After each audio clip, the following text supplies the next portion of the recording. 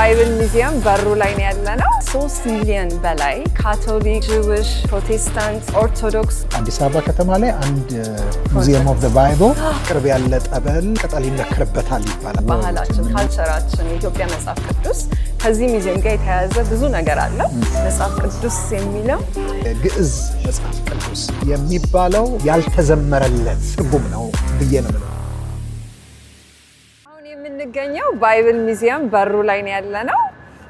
ይሄ one of like the biggest በብሮንዝ የተጻፈ ሌሎች ሙዚየም ላይ የማይታይ ግን እዚህ የሚገኝ ነው። ወደ ስንት ነው ያሬድ ያልከኝ? ወደ 12 ሜትር ወይም 40 ፊት ወደ 12 ሜትር የሆነ ጽሑፍ ነው ማለት ነው። ሰላም ጤና ስጥልኝ የሜሪ ሾው ተከታታዮች እንደምን ሰነበታችሁ? ዛሬ ለየት ያለ ዝግጅት አለን። አሁን የምገኘው በዲሲ ውስጥ ነው። በዚህ በዲሲ ከተማ ውስጥ ሙዚየም ኦፍ ዘ ባይብል የሚባል ትልቅ ሙዚየም፣ በጣም የሚገርም በጣም ደስ የሚል ሙዚየም አለ። ዛሬ ቆይታችሁን ከኛ ጋር እንድታደርጉ በትህትና ጠይቃለሁ። ይህ የባይብል ሙዚየም የተከፈተው በ2017 ዓመተ ምህረት ነው። በአሁን ጊዜ ከ3 ሚሊዮን በላይ ቪዚተሮች መጥተው ከተለያየ ዓለም ላይ መጥተው የሚጎበኙት ሙዚየም ነው። ይሄ ሙዚየም አንድን ሃይማኖትን የሚወክል አይደለም። የተለያዩ ሃይማኖት የሚያምኑ ሰዎች ወደዚህ መጥተው ይህንን ሙዚየም ይመለከታሉ። ካቶሊክ፣ ጂዊሽ፣ ፕሮቴስታንት፣ ኦርቶዶክስ ሁሉም መጥተው የመጽሐፍ ቅዱስን ታሪክ የሚያዩበት የሚያጠኑበት ቦታ ነው ማለት ነው።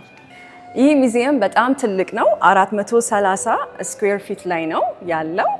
እንደገና ደግሞ በጣም ትልቅ ባጀት ነው የፈጀው። ወደ 500 ሚሊዮን የሚሆን ብር እዚህ ግንባታ ላይ ወጥቷል ማለት ነው። ሌላ ይህንን ሙዚየም በጣም ዩኒክ የሚያደርግበት ምክንያት አንዱ ዲሲ በጣም ኪ የሆነ ዋና ቦታ ላይ ነው ያለው። ካፒታሉ ከዚህ ጋር ሆኖ ይታያል። ናሽናል ሞል በጣም ቅርብ ነው። እንደገና ደግሞ ለዋይት ሃውስም ብዙ አይርቅም ማለት ነው እና ሎኬሽኑ በጣም ወሳኝ የሆነ ሎኬሽን ላይ ነው ያለው። ስለዚህ ዛሬ የምንችለውን ያህል ሁሉ እናሳያችኋለን። ሁሉም ክፍል ገብተን መቅረጽ አንችልም። አንዳንዱን ነገር መታችሁ ኢንፐርሰን ነው ማየት ያለባችሁ እና ይሄ ሙዚየም ዩኒክ የሚያደርገው ከኢትዮጵያ ሂስትሪ ጋር ከግዕዝ ጽሑፍ ጋር በጣም ብዙ ታሪካዊ የሆኑ ነገሮች አሉና ሁላችሁ መታችሁ እንድትጎበኙት የተወሰነ ነገር እናሳያችኋለን። ይህንን የሚገርም ሙዚየም እያየን አንዳንድ ታሪካዊ የመጽሐፍ ቅዱስ ጥያቄዎችን እናነሳለን። ለዛሬ ደግሞ እንግዳ ጋብዣላችኋለሁኝ። የጋበዝኩት እንግዳ ወንጌላዊ ያሬድ ጥላሁን በመባል ይታወቃል። ወደ 36 ዓመት መጽሐፍ ቅዱስ አስተምሯል። እንዲሁም ደግሞ የተለያዩ መንፈሳዊ መጽሐፍቶችን ጽፏል። በተጨማሪም የጎልደን ኦይል ሚኒስትሪ መስራች ነው። ወደ 27 ዓመት በዚህ ሚኒስትሪ አገልግሏል። ወደ 272 የዓለም ከተሞች በመዞር መጽሐፍ ቅዱስን በተለያየ ቦታ አስተምሯል። ስለዚህ የመጽሐፍ ቅዱስ ብዙ እውቀት ስላለው ዛሬ ትክክለኛ እንግዳችን ነው ብዬ አምናለሁኝ። ወንጌላዊ ያሬድ ጥላሁንን ወደዚህ እጋብዛለሁ። ወንጌላዊ ያሬድ ጥላሁን ዛሬ ጥሪያችንን አክብረ ከኛ ጋራ ይህንን ሙዚየም እንድናይ ስለመጣክ እጅግ አድርጌ አመሰግናለሁ። እኔም ስለ ግብዣው እጅግ አድርጌ አመሰግናለሁ። እንግዲህ ባይብል ሙዚየም ስትመጣ የመጀመሪያ አይደለም፣ ብዙ ጊዜ መታሃልና ባጭሩ ስለ ባይብል ሙዚየም ምን ትላለህ? ልክ ነው። ወደዚህ ባይብል ሙዚየም ደጋግሜ መጥቻለሁኝ። እኔ እዚሁ ቅርብ አካባቢ ነዋሪ ነኝ፣ በሲልቨር ስፕሪንግ ሜሪላንድ፣ በዲኤምቪ ኤሪያ እንደሚታወቀው በጣም ለዚህ ቅርብ ነው። ግን በሀገራችን አንድ ተረት አለ፣ ቅርብ ያለ ጠበል ቅጠል ይነከርበታል ይባላል እና በሚያሳዝንሽ ሁኔታ ብዙ የመጽሐፍ ቅዱስ አማኞች የሆኑ ሰዎች እንኳ በዚህ በዲኤምቪ ኤሪያ እንደው ሌሎቹን ታይ ኢትዮጵያውያንና ኤርትራውያን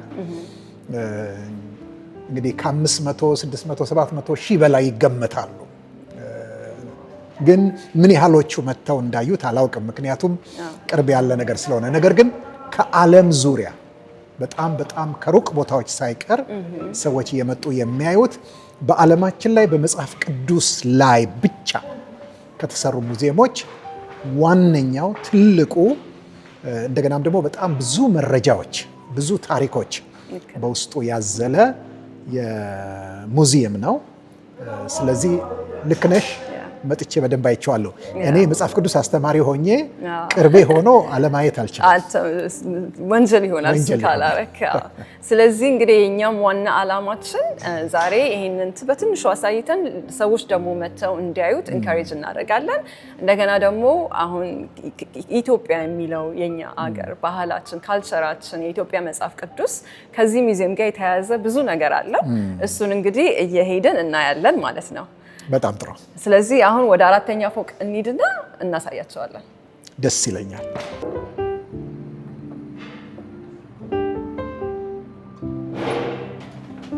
ኤሌቬተሩ ራሱ ያለው ውስጡ ያለው አርት ይሄ አሁን ኢየሩሳሌም በ30 ዓመተ ምህረት እንዲህ ነበር የምትመስለው፣ በኤዲ 30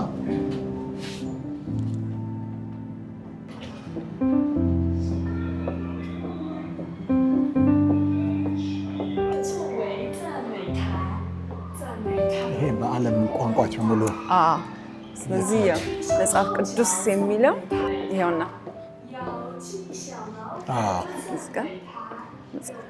አሁን የምንገኘው 4ኛ ፎቅ ላይ ነው። ወደ ባይብል ሂስትሪ ከመግባታችን በፊት ያለው ኢንተራንስ ነው። ይሄ እዚህ ጋር እንደምታዩት እንግዲህ በተለያየ ቋንቋ መጽሐፍ ቅዱስ ተብሎ ተጽፏል ማለት ነው እና በአማርኛ ደግሞ ይኸው መጽሐፍ ቅዱስ ተብሎ ተጽፏል እና የኢትዮጵያ መጽሐፍ ቅዱስ በክርስትና ላይ ያለው አስተዋጽኦ ሚና ምንድን ነው? በጣም ጥሩ። እንግዲህ ዝም ብለን እኛ አሁን ዛሬ በአማርኛ መጽሐፍ ቅዱሳችንን ስናነብ በዓለም ላይ ካሉት በብዙ ሺህ ከሚቆጠሩ የመጽሐፍ ቅዱስ ትርጉሞች መሀል እንዳንዱ ብቻ ልናየው እንችላለን። ነገር ግን እውነታው ከዛ በጣም የላቀ ነው። ምክንያቱም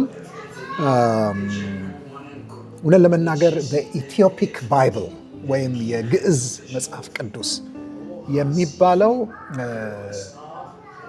ያልተዘመረለት ትርጉም ነው ብዬ ነው የምለው። ያልተዘመረለት አንደር አፕሪሺየትድ የሆነ እንደሚገባው ያልተወራለት ታሪካዊ ትርጉም ነው የግዕዝ ትርጉም ወይም በኢትዮፒክ ባይብል የኢትዮጵያ መጽሐፍ ቅዱስ የሚባለው።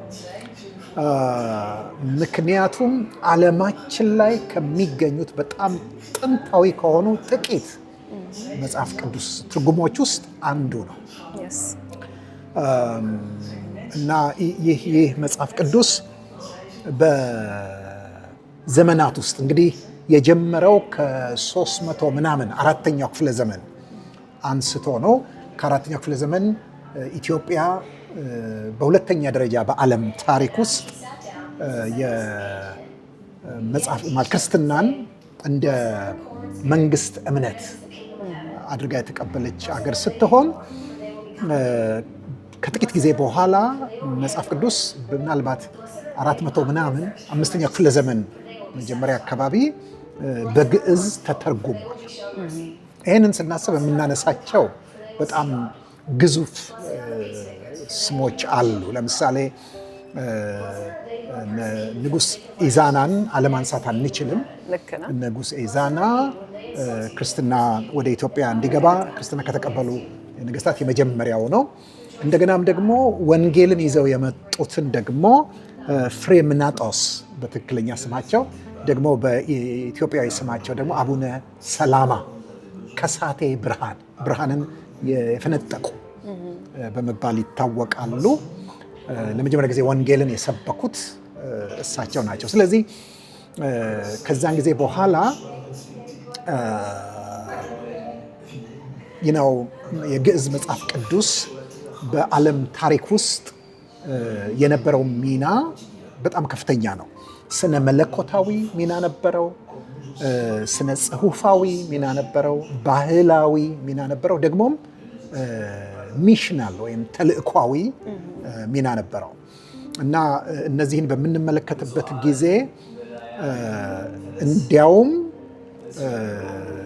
በአሁን ሰዓት ወደ ዘመናችን እንኳን ስንመጣ የትኞቹም የመጽሐፍ ቅዱስ ምሁራን ወይ ስኮላርስ በተለይ ደግሞ የመጽሐፍ ቅዱስን ቴክስት እርግጠኝነት በተመለከተ የሚያማክሯቸው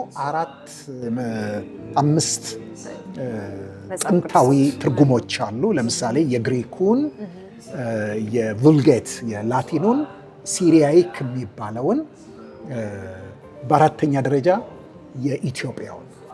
እነዚህ ብቻ ናቸው ጥንታዊ መጽሐፎች።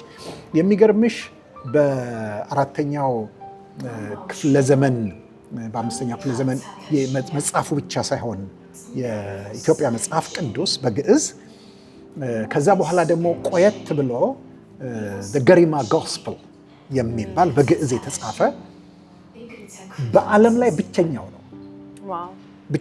ሌላ የለም። እንደዛ ጥንታዊ የሆነ እንደዛም ደግሞ በጣም ልዩ የሚያደርገው ምንድን ነው? የገሪማን ወንጌል በስዕል የተደገፈ ነው። ሁሉ ነገር አብሮት ስዕል አለ እና ጥንታዊ ነው። ብዙ ጥናቶች፣ ብዙ ምርምሮች የተካሄዱበት ነው። ስለዚህ ስለ መጽሐፍ ቅዱሳችን በተለይ ስለ ግዕዝ መጽሐፍ ቅዱስ ማወቅ አለም። ሌላው የግዕዙን የኢትዮጵያዊ መጽሐፍ ቅዱስ በጣም ልዩ የሚያደርገው እና በተለይ በአሁን ዘመን በከፍተኛ ደረጃ የሚፈለግ የሚጠና የሚመረመር እንዲሆን ካደረጉት ነገሮች አንዱ ብቸኛው የተሟላ መጽሐፍ ቅዱስ ተብሎ በመጠራቱ ነው። ኢንፋክት ይሄ ሲባል እንደሚታወቀው የኢትዮጵያ መጽሐፍ ቅዱስ 80 አሃዱ ነው። ለምሳሌ እኔ የወንጌል አማኝ ነኝ። እንደ ወንጌል አማኝ በ66ቱን ነው የ66ቱን ቀኖና ነው የምቀበለው። ነገር ግን ይሄ መጽሐፍ ቅዱስ 81 ነው፣ 80 አሃዱ ነው። እዛ ውስጥ ታዲያ የሄኖክና መጽሐፈ ሄኖክና መጽሐፈ ኢዮቤልዩ የሚባሉ 2 መጽሐፎች ሌላ ቦታ የጠፉ በየትኛውም የምዕራባውያን መጽሐፍ ቅዱስ ውስጥ የማናገኛቸው በመሆናቸው የበለጠ ተፈላጊ ያደርገዋል። በተለይ መጽሐፈ ሄኖክ እንደምታውቂው መጽሐፈ ሄኖክ በሁለተኛው መቅደስ ታሪክ የሚባለው ጌታችን ኢየሱስ ክርስቶስ ከመምጣቱ የእስራኤል ልጆች ከምርኮ ከተመለሱ በኋላ እስከ ጌታ ኢየሱስ ክርስቶስ ዘመን ድረስ ወይም እስከ 70 ኤዲ መቅደሱ እስከፈረሰበት ድረስ ያለው ሁለተኛው የመቅደስ ክፍለ ጊዜ ይባላል እና በዚያም ጊዜ በጣም ይነበብ የነበረ ከመሆኑ የተነሳ አንደኛ የጌታ ወንድም ይሁዳ በመልእክቱ የያዕቆብ ወንድም ይሁዳ በመልእክቱ ላይ መጽሐፈ ሄኖክን ጠቅሶታል። ቁጥር 14 እና 15 ላይ ሄደሽ ብትመልከቺ ሲጠቅሰው ታያለሽ መጽሐፈ ሄኖክን። ሁለተኛ ደግሞ የሐዋርያዊ አባቶች ተብለው የሚጠሩት በመጀመሪያው በሁለተኛ በሶስተኛ ክፍለ ዘመን የነበሩ አባቶችም እነዚያን ይጠቅሷቸው ነበር። ስለዚህ በጣም ትልቅ ተጽዕኖ ያለው መጽሐፍ ዲፕ የሆነ በጣም ሂስትሪ ያለው እና የሄኖክ መጽሐፍ ከተገኘ ጀምሮ እንግዲህ ከሰማ ነው በኋላ ይዘውት መጥተው ወደ በእንግሊዝኛውን ትራንስሌት ተደርጓል። እንደገና ደግሞ አሁን 81 ያልከው መጽሐፍ ቅዱስ በእንግሊዝኛም ተተርጉሟል እና አሁን ራሱኛ በእኛ ዘመን በሶሻል ሚዲያ በጣም እናያለን ይህንን ማስታወቂያ ስለ ኢትዮጵያ ባይብል እንዴት ኢምፖርታንት እንደሆነ በድሮ ጊዜ የነበረውን ትራንስሌት ሲደረግ ያልተቀያየረ የድሮን መልክ የያዘ ስለሆነ አሁን ራሱ አማዞን ላይ ራሱ ይሸጣል። በጣም ተፈላጊነት እያመጣ ነው አሉት። ያልተቀያየረ የሚለው ቃል አሁን ያለን መጽሐፍ ቅዱስ የተቀያየረ ነው ማለት አይደለም። አሁንም ያለን መጽሐፍ ቅዱስ በደንብ የትርጉምን ሕግና ስርዓት ጠብቆ የመጣ ነው። ግን ያኛው ወደ ታሪኩ ከመቅረቡ የተነሳ የተተረጎመበት ጊዜ አንዳንድ አሁን የምናያቸው ምዕራባዊ ትርጉሞች የሌላቸው ወይም በጊዜ ሂደት ዳይሊዩትድ የሆኑትን እዛ ላይ በጥሬው ታገኛለሽ። በጣም ልክ ነው። እንደገናም ደግሞ ያንን መጽሐፍ ቅዱስ ትርጉም የበለጠ ልዩ የሚያደርገው ጥንታዊ ቋንቋ ከመሆኑና እንደገናም በቀጥታ ምንም በመሃል ሌላ ነገር ሳይኖር ብሉይ ኪዳኑ ሴፕቱዋጀንት ወይም ሰባዎቹ ሊቃውንት ከተረጎሙት የግሪክ ትርጉም በቀጥታ የተወሰደ ነው። የብሉይ ኪዳኑ አዲስ ኪዳኑ በግሪክ ስለተጻፈ ደግሞ ቀጥታ ከግሪኩ የተወሰደ ነው።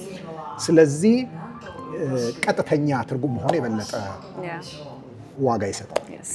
ስለዚህ በጣም ደስ የሚል ታሪክ አለ። ወደ ውስጥ ደግሞ እንግባና የኢትዮጵያ መጽሐፍ ቅዱስ ውስጥ ያለው የግዕዝ ጽሑፎችን ደግሞ አብረን እንዴ። እሺ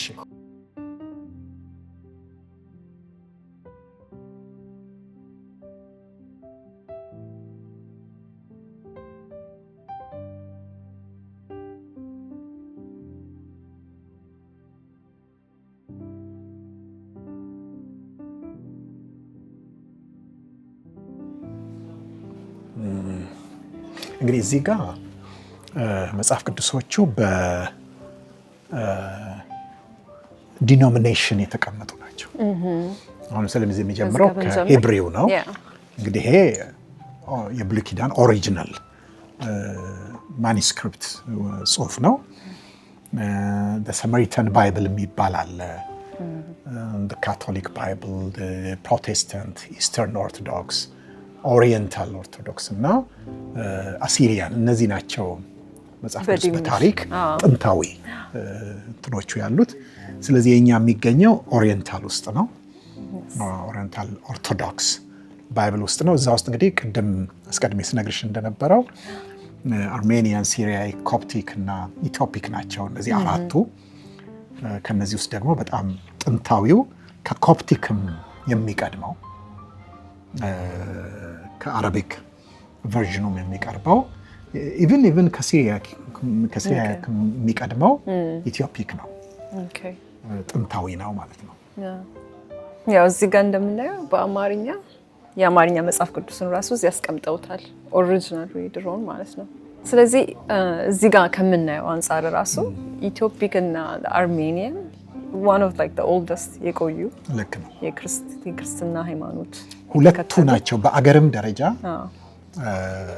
ክርስትናን እንደ ስቴት ሪሊጅን ወይም እንደ መንግስት ሃይማኖት አድርገው የተቀበሉ አርሜኒያን እና ኢትዮጵያ ናቸው። የመጽሐፍ ቅዱስ ትርጉማቸውም እንደዚያው። ግን አይ ቲንክ የመጽሐፍ ቅዱስ ትርጉሙ የኢትዮፒክ ከፍተኛ ስፍራ ያለው ነው። ኦኬ እንግዲህ እዚህ ጋር ስለ ግሪኩ ስለ ግዕዙ መጽሐፍ ቅዱስ ወይም ኢትዮፒክ ባይብል ስለሚባለው አንድ ራሱን የቻሉ ቦታ ሰጥተውታል። በጣም ጥንታዊ ስለሆነ አሁን ከዚህ ስክሪኑ ላይ የሚታየው እንዳለ በምልኦሙ ወወስድኦ በጲላጦስ ወአሃዙ ያ ተዋድይዎ ወይቤሎ ረከናው ነው። this is Greek እንደዚህ ነው እንትን ግዕዝ የሚነበበው። ልክ ነው። ግን ደስ ይላል እዚህ ጋር ስታየው ለዝንቱ ዘያአልሆሙ ህዝብን ወይ ከልእሞ አናውቀውም። ግን እዚህ ጋር እንግዲህ በአሜሪካን በዋሽንግተን ዲሲ በብቸኛ በሆነው የመጽሐፍ ቅዱስ ሙዚየም ውስጥ በግዕዝ እንደዚህ ተቀምጧል። ግዕዝ ወሳኝ ከመሆኑ የተነሳ በተለይ ደግሞ መጽሐፍ ቅዱስንም ለመተርጎም በአሁን ሰዓት ዓለም ላይ አሉ የሚባሉት ትላልቅ ዩኒቨርሲቲዎች ለምሳሌ የጀርመኑ ትልቁ ዩኒቨርሲቲ፣ የፈረንሳዩ ትልቁ ዩኒቨርሲቲ፣ የእንግሊዙ ትልቁ ዩኒቨርሲቲ፣ የአሜሪካው ትልቁ ዩኒቨርሲቲ ለምሳሌ ሃርቫርድ፣ ፕሪንስተን፣ እነዚህ ሁሉ የግዕዝ ዲፓርትመንት አላቸው። የግዕዝ ፋክልቲ አላቸው። በደንብ ያስተምሩታል ይህንን ቋንቋ። በዋነኝነት ደግሞ በአዲስ አበባ ዩኒቨርሲቲ ይሰጣል ማለት ነው። ስለዚህ ይሄ እንግዲህ በሴኩላር በሆኑ አካደሚክ ዩኒቨርሲቲዎች ውስጥ ማለት ነው። በዛ ደረጃ በተለይ ደግሞ በቴዎሎጂካል ትምህርት ቤቶች ደግሞ የበለጠ ይሰጣል ማለት ነው። ምክንያቱም ቅድም እንዳነሳ ነው ባለስልጣን የሆነ ትርጉም ለማግኘት በአንድ የመጽሐፍ ቅዱስ ክፍል ላይ ያሉ ክርክሮችን መልስ ለመስጠት አንድ ምሁር ከሚያማክራቸው ጥንታዊ ትርጉሞች መካከል አንዱ የኢትዮጵያው መጽሐፍ ቅዱስ ነው፣ ግዕዝ ነው። ስለዚህ ወደ ኦሪጂናል ወደዛ አይዲያ ሄደው ያንን ማየት ይችላሉ ማለት ነው። ለዚህ ነው ባይብል ሙዚየምም ለኢትዮጵያው መጽሐፍ ቅዱስ ትልቅ ስፍራ የሰጠው። መሰጠትም አለበት። ቅድም እንደተነጋገርነው ስለ ቲዮሎጂ ካነሳን፣ ስለ መጽሐፍ ቅዱስ አጠናን ከተነሳ የግድ የኢትዮፒክ መጽሐፍ ይነሳል። ስለዚህ ግዕዝም ለዚህ ነው በመግቢያዬ ላይ ምን ብዬሻለሁ፣ ወደ 3000 ምናምን የሚሆኑ የመጽሐፍ ቅዱስ ትርጉሞች በዓለም ላይ አሉ። ምናልባት በ3000 ምናምን ቋንቋዎች ዲያሌክቶች ተተርጉሟል። ስለዚህ የግዕዙ መጽሐፍ ቅዱስ ወይም የኢትዮጵያ መጽሐፍ ቅዱስ ከነዛ እንዳንዱ ተደርጎ መታየት የለበትም።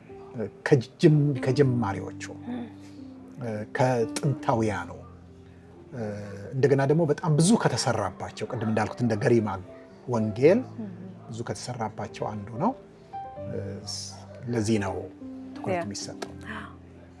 ተመልካቾቻችን ያው እንደምታዩት እዚህ ጋር የግዕዝ ስነ ጽሁፍ በትልቁ ዲስፕሌይ ተደርጓል። በጣም ትልቅ ቦታ ተሰጥቶታል እና ኢትዮጵያዊ የሆናችሁ ሁሉ እዚህ መታችሁ ማየት አለባችሁ ብዬ ነው የማምነው።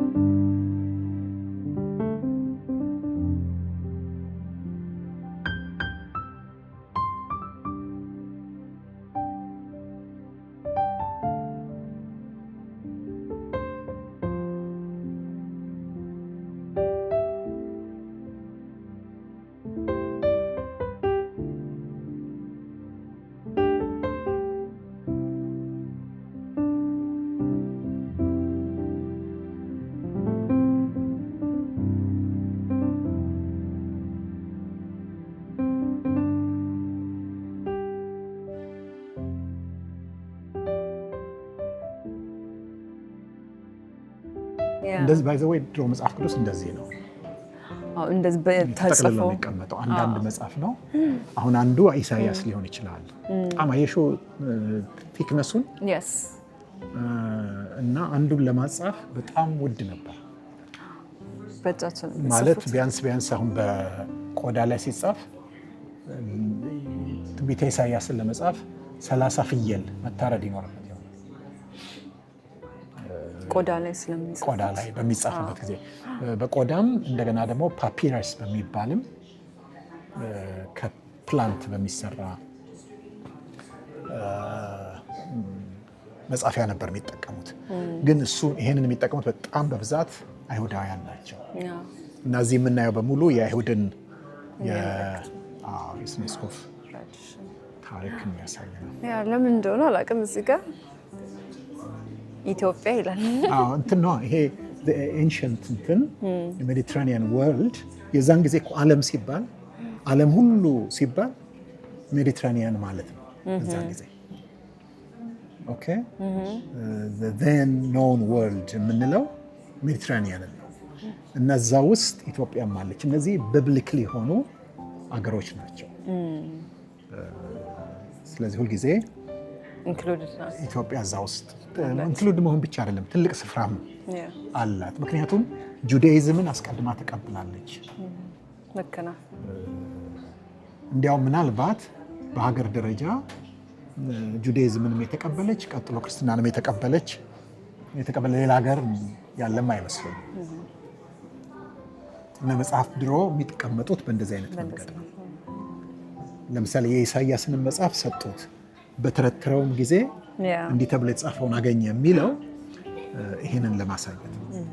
ከዛ እነዚህ ይጠቀለልና እንደዚህ አይነት አልባሳት ለብሶ ይቀመጣል። ማህደር ይባላል። እዛ ማህደር ውስጥ ይቀመጣል ማለት ነው።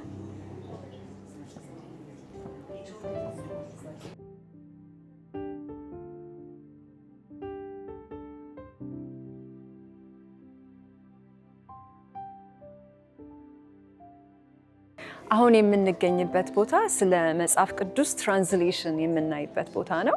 አሁን ያለንበት ሴክሽን የኢሉሚኒ ኔሽን የነሱ ኦርጋናይዜሽን መጽሐፍ ቅዱስን የሚተረጉሙበት እስከ ዛሬ ስንት እንደተረጎሙ የምናይበት ነው።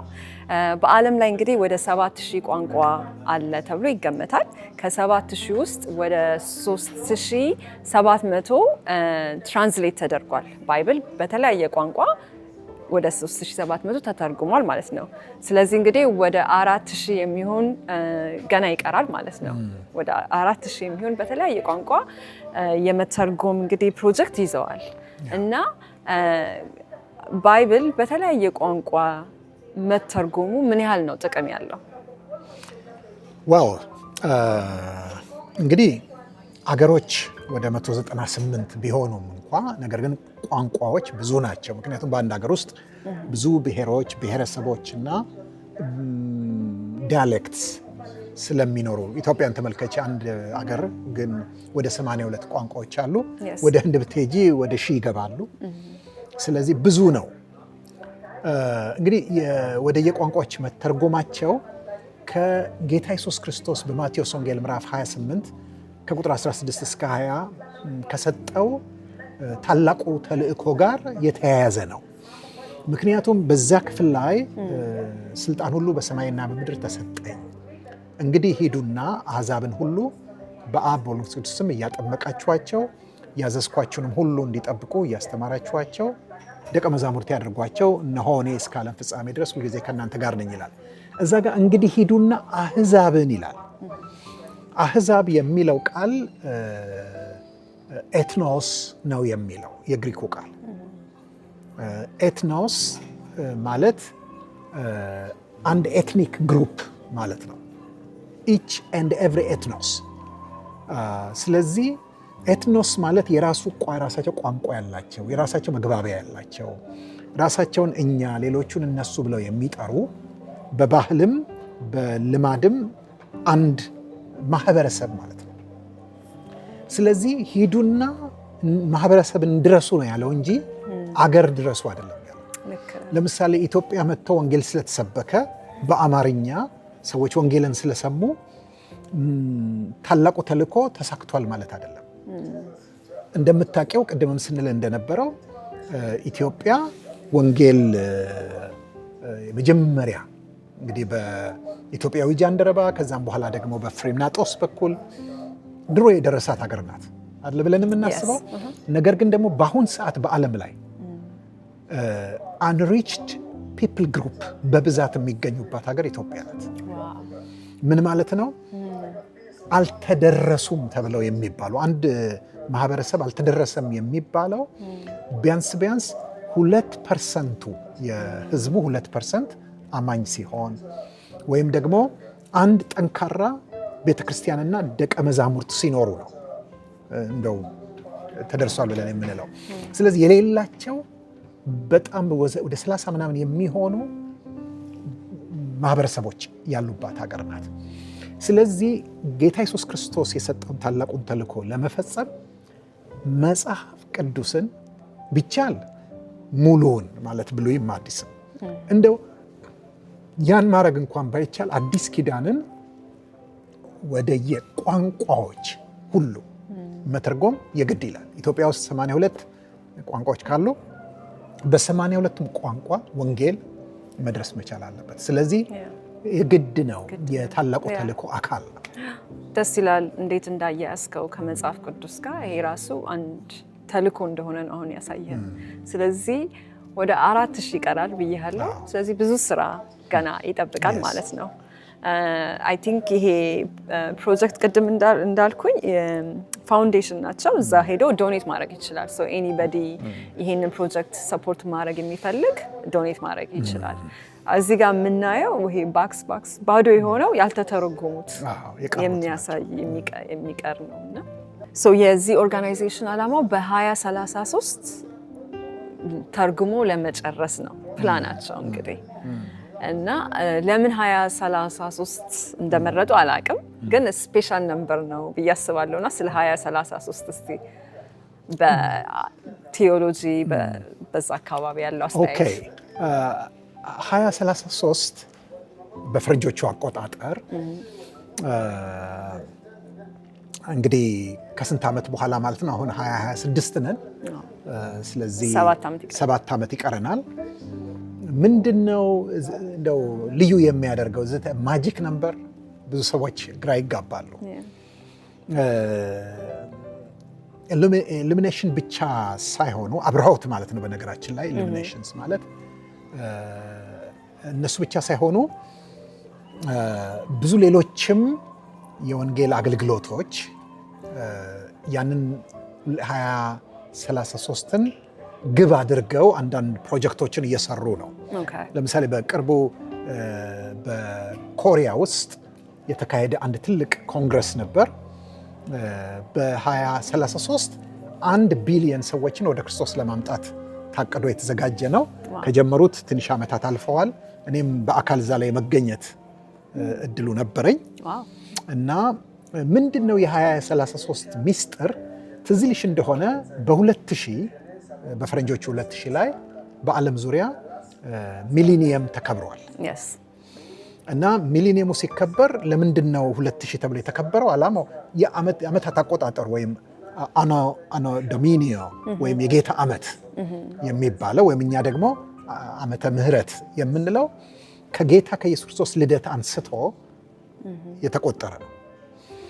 ስለዚህ 2000 ልደቱ ነበር። በ2033 ግን የቤተ ክርስቲያን ልደት ነው የሚሆነው። ያ የጌታ ኢየሱስ ክርስቶስ የራስ ልደት ነው። ይሄ ደግሞ የአካል ልደት ነው። ለምን እንደምታውቂው ጌታ ኢየሱስ ክርስቶስ ተወለደ። በ30 ዓመቱ አገልግሎት ጀመረ። ከዛ በኋላ በ33 ዓመት ተኩል ላይ ስለ ኃጢአታችን ሞተ፣ ተቀበረ፣ ሞትን አሸንፎ ተነሳ። በ40ኛው ቀን ወደ ሰማይ አረገ። ከዛ በኋላ በ50ኛው ቀን መንፈስ ቅዱስ ወረደ። ወንጌል ተሰበከ፣ ቤተክርስቲያን ተወለደች። ስለዚህ ቤተክርስቲያን ልደቷ የ2000 ዓመት ልደቷ የሚሆነው በ2033 ነው። ስለዚህ ከልደቷ በፊት በሁሉም ቋንቋ ይተርጎም የሚለው ጥረቱ ቀላል አይደለም። በጣም ሊደነቅ ሊደገፍ የሚገባ ነው። በአገራችን በኢትዮጵያም ያሉ ድርጅቶች አሉ በዚህ በትርጉም ስራ ላይ በጣም የሚሳተፉ። በነገራችን ላይ እኔ ጌታ ኢየሱስ ክርስቶስን የህይወቴ መድኃኒትና ጌታ አድርጌ የተቀበልኩበት ቀኑን ራሱን እና ቦታውን ሳስብ ጅቡቲ ውስጥ ስደተኛ ሆኜ የዛሬ 39 ዓመት ከምናምን ወር የተቀመጥኩበት ቦታ በጣም ተስፋ ቆርጬ የተቀመጥኩበት ቦታ አንድ ማቀው ኢትዮጵያዊ በጣም በቃ ደስ እያለው እንግዲህ የሆነ ነገር ይላል። ፊቱ በጣም ፈገግታ የተሞላ ነው። ያልፋል፣ በዛ ሁልጊዜ ያልፋል። ሌላ ጊዜ አየዋለሁ፣ ግን አንድ ቀን ያለት አላስቻለኝም። ሄጄ ያስቆምኩትና አንተም ስደተኛ እኔም ስደተኛ ምንድነው አንተን የሚያስደስትህ ብዬ ጠየቅኩት እና የሚያስደስተኝን እነግርሃለሁ ብሎ ስለ ጌታ ኢየሱስ ነገረኝ። ለካ ይሄድ የነበረው እዛው እኔ ሰፈር እኔ የምኖርበት ሰፈር የነበሩ ሚሽነሪዎች አሉ። ስራቸው ሬድ ሲ ሚሽን ይባላል። ሬድ ሲ ሚሽን የተቋቋመውም የሚሰራውም መጽሐፍ ቅዱስን ወደ አፋርኛ የመተርጎም ስራ ነው። እንደምታውቂው የጅቡቲ ቋንቋ ግማሽ ሶማሌ ኢሳ እና ደግሞ አፋርና ኢሳ ነው። ስለዚህ ያንን የመተርጎም ስራ የሚሰሩ ነበሩ። ለኢትዮጵያውም አፋር፣ ለጅቡቲውም። በዛን ጊዜ ግን የደርግ ጊዜ ስለነበር ኢትዮጵያ ውስጥ ስለማይመቻቸው ጅቡቲ ላይ ሰሩ ነበር እና እነሱ ጋር ነበር የሚሄደው ያ ወንድም። ለእኔም ስለ ጌታ ነገረኝ ማለት ነው። በጣም ደስ ይላል። ከዛ መጽሐፍ ቅዱስ ሰጠ። አዎ መጽሐፍ ቅዱስ አገኘ። ስለዚህ በብዙ ቋንቋዎች መጽሐፍ ቅዱስ የተረጎመ ነው። 4000 ብዙ ነው። ከተረባረብን ግን ይሆናል። ስፓስብል ይቻላል ማለት ነው። ቴንክ ዩ ያንን ስቶሪ ሼር ስላረከን። ከትራንስሌሽን ጋር የተያያዘ ነው እና በጣም ደስ ይላል።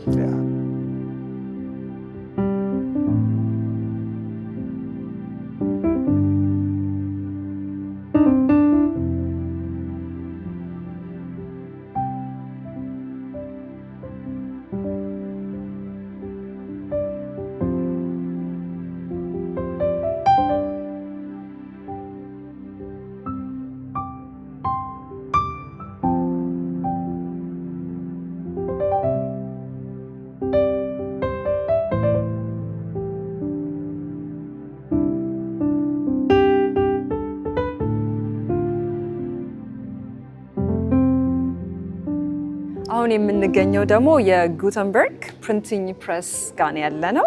እንግዲህ ይሄ ፕሪንቲንግ ፕሬስ ከመፈጠሩ በፊት ቅድም እንደተነጋገርነው ባይብል በእጅ ነበረ የሚጻፈው። በጣም ኤክስፔንሲቭ ነበረ። እንደገና ደግሞ የተወሰኑ ሰዎች ብቻ ነው ባይብል መያዝ የሚችሉት የነበረው። ነገር ግን የጉተንበርግ ፕሪንቲንግ ፕሬስ ከጀመረ በኋላ ማስ ፕሮዳክሽን ተጀመረ። ብዙ ሰዎች መጽሐፍ ቅዱስን የማግኘት እድል አገኙ ማለት ነው። ስለዚህ እዚህ ላይ ተመስርተን የጉተንበርግ ፕሪንቲንግ ፕሬስ ለክርስትና መስፋፋት ምን ያህል ተጽዕኖ ነው ያደረገው? በጣም ጥሩ ጥያቄ ነው። የጉተንበርግ የሚባለው ጀርመናዊ ሰው ይሄንን የምናየውን አይነት የማተሚያ ማሽን መስራቱ እና ህትመት መጀመሩ ለክርስትና ብቻ አይደለም። ዛሬ ዓለማችን ለደረሰችበት ለዚህ ሳይንሳዊ ግኝት፣ ለዚህ ለዘመናዊው ዓለም፣ ለኮምፒውተሩ፣ ለህዋ ምርምሩ፣ ለሁሉም ነገር መሰረት ነው የሆነው። በመጀመሪያ ደረጃ ያው እንግዲህ እንደሚታወቀው ጉተንበርግ ይሄንን ማተሚያ ከሰራ በኋላ መጀመሪያ የታተመው የvulgate ወይም የላቲኑ መጽሐፍ ቅዱስ ነው። እግዚአብሔር በጣም አስገራሚ ነው። በታሪክ ውስጥ የሚያደርጋቸው ነገሮች ያዘ ሴንስ ኦፍ ሂውመር። ምክንያቱም ከዛ በፊት በኦርቶዶክስም በካቶሊክም ምን እምነት አለ? ቅዱሳት መጽሐፍት ወደ ሌላ ቋንቋ እንዲተረጎሙ አይፈቀድም። በተለይ የተራው ሕዝብ በሚናገርባቸው የገበያ ቋንቋዎች እንዲተረጎሙ አይፈለግም። ይሄ አንዱ ምክንያት ምንድን ነው? ለመተርጎም ከባድ ናቸው የመጽሐፍ ቅዱስ ቃላት። ስለዚህ በእያንዳንዱ ሰው ከተተረጎሙ ሁሉ ሰው ሊያነበው ነው፣ ሁሉ ሰው ለራሱ ሊተረጎሙ ነው የሚል ስጋት ስለነበረ የተማሩ ሊቆች ብቻ ነበሩ የሚያነቡትም የሚተረጉሙትም።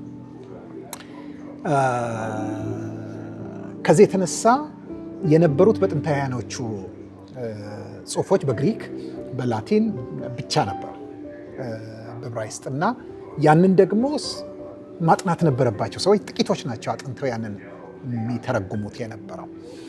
ሙከራዎች ተደርገዋል በትራው ቋንቋ ለመተርጎም። ለምሳሌ እነ ቲንዳል በእንግሊዝኛ ለመተርጎም ብለው በወንጀል ተደርጎባቸው እንግሊዝ ውስጥ በእሳት ተቃጥለው በሕዝብ ፊት እንዲሞቱ ተደርገዋል። እነ ዊክሊፍ ጀምረው ነበር፣ ብዙ ችግር ገጥሟቸዋል። በጣም የሚገርመው ጌታ ኢየሱስ ክርስቶስ ለምሳሌ ወንጌልን ሲያስተምር ለምሁራን አይደለም ያስተማረው። እንዲያውም ለፈሪሳውያን፣ ለጸሐፍቶች፣ ለካህናት አለቆች አይደለም፣ ለተራው ሕዝብ በተራ ቋንቋ ነው። ነገር ግን በታሪክ ሂደት ውስጥ ቤተክርስቲያን መጽሐፍ ቅዱስን የምሁራን ብቻ የቴዎሎጂያንስ ብቻ ተደርጎ ተወሰደ። በጣም አሳዛኝ ውድቀት ነው። ነገር ግን ማርቲን ሉተር የተነሳበት ዘመን ከ500 ዓመት በፊት በ16ኛው ክፍለ ዘመን አጋማሽ ላይ በተነሳበት ጊዜ እግዚአብሔር ሆን ብሎ ያቀናጃቸው ነገሮች ነበሩ።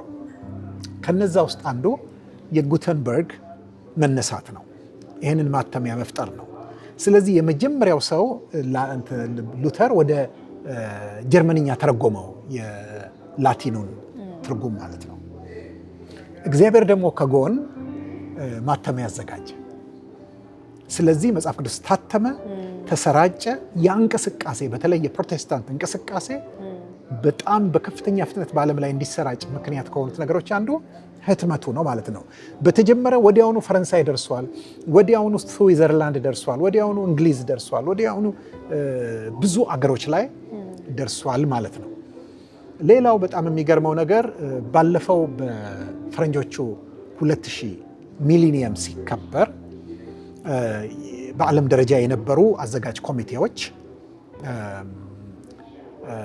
ይሄንን ሚሊኒየም ይሄንን ሺህ ዓመት ያሁኑን ሺህ ዓመት በሺህ ዓመት ውስጥ ከተከሰቱ ትልቅ ስራ ከሰሩ ሰዎች መካከል ለማን እንስጠው? ለምሳሌ እና አልበርት አንስታይን አሉ፣ በጣም ብዙ ሳይንሳዊ ግኝቶችን ያገኙ። ኒውተን አሉ፣ እነማን አሉ በዚህኛው ሚሊኒየም ውስጥ የሚል ክርክር ነበረ። መጨረሻ ግን የተስማሙት ሚሊኒየሙን ለጉተንበርግ ለመስጠት ነበር። ምክንያቱም ጉተንበርግ ማተሚያ ስለሰራ ነው እነ አልበርት አንስታይንም እነ ኒውተንም እነ ማንም አንብበው መርምረው የተነሱት በሚል ስለዚህ በዓለም ታሪክ ትልቅ ስፍራ ያለው በመጽሐፍ ቅዱስም ዙሪያ ሳይሆን በዓለም ላይ በእውቀት በየትኛውም እውቀት ዛሬ በዓለማችን ላይ ስንትና ስንት ቤተ መጽሐፍት ቤተ መዘክሮች ወይም ላይብረሪዎች አሉ። ስንትና ስንት መጽሐፍ ታትመዋል። በጣም ብዙ በሚሊዮኖች የሚቆጠሩ መጽሐፎች ታትመዋል። መሰረቱ ግን ይሄ ነው።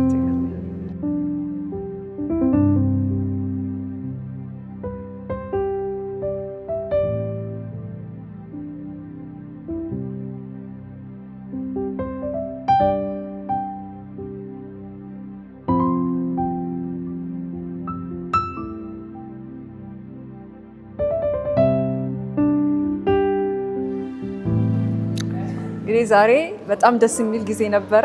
በጣም ወንጌላዊ ያሬድ ከኛ ጋር ሆነክ ብዙ ነገር ስላስተማርከን ከኛ ጋር ስለተጫወክ በጣም ደስ ብሎኛል። እኔም በጣም ደስ ብሎኛል። እንደምታውቂው የመጽሐፍ ቅዱስ ታሪክ እንዴት ተወርቶ ተዘርዝሮ የሚያልቅ አይደለም። ግን በጥቂቱ ቢሆን በጣም መሰረታዊ የሆነ ነገር ይህንን የዋሽንግተን ዲሲ ባይብል ሙዚየም መነሻ በማድረግ ብዙ ማየት ችለናል። ግን ትልቁ ነገር እኔ ተመልካቾችሽን ሁሉ